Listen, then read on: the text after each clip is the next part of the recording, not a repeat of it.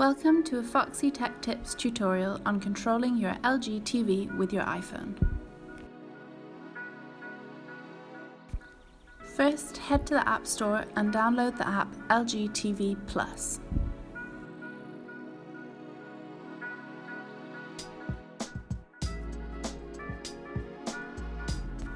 Before you start the app, make sure that both your phone and the TV are connected to the same network, as it won't work otherwise.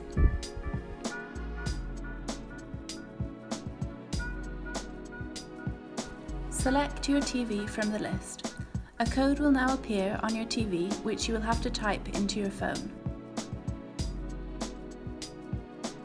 You are now connected to your LG TV via your iPhone and can use a range of interfaces to control your TV.